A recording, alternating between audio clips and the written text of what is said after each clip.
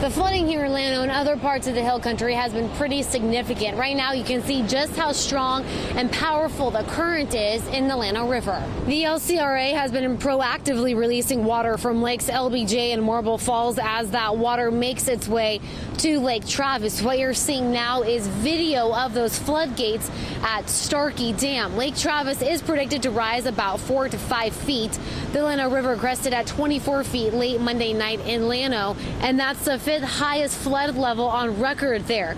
It may rise back into moderate flood stage with the additional rain that fell yesterday and stay that way through tomorrow. Many roads in Llano and other parts of the hill country were covered in water and had to be closed. We noticed today some of that water is receding.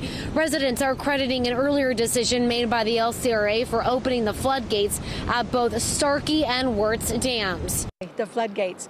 Our family has been up at a little house up by the 2900 bridge since the 1960s. So we've seen wooden docks that have just been demolished by heavy rains like this. So we came up concerned that that might happen again, but thankful that the floodgates have helped spare a lot of property between here and the 2900 bridge. They let that water down before it really hit us. As of now, the flooding hasn't caused any major damage to homes or properties. There have also been no reports of any injuries. Reporting in Llano, Jacqueline Sarkeesian, Fox 7 Austin News.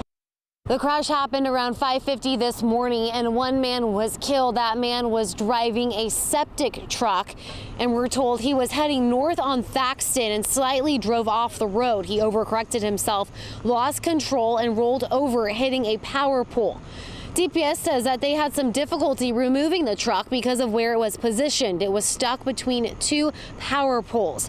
One home lost power, so Austin Energy was called out to restore it. The intersection of Thaxton and Sassman Road was closed for several hours. When we're driving, no matter what we're driving, make sure that we limit the distractions in our car. Don't be on your cell phone. Have both hands on the steering wheel.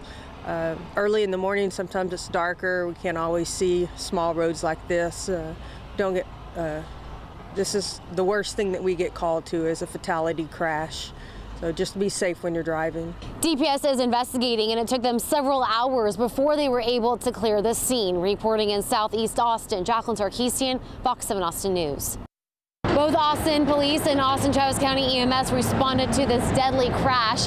It happened around 6:30 this morning. It took place in the 6300 block of I-35 North, just north of St. John's Avenue. Medics say a man in his 30s died at the scene after a vehicle reportedly hit him.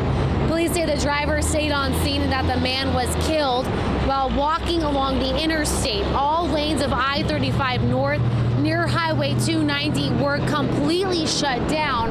And Austin police were telling drivers just to completely avoid I-35 North since all of the lanes were closed. They were telling drivers to take the frontage road. Again, one man in his 30s was killed from this crash. Austin police are investigating. Reporting in North Austin, Jacqueline Sarkeesian, Fox 7 Austin News.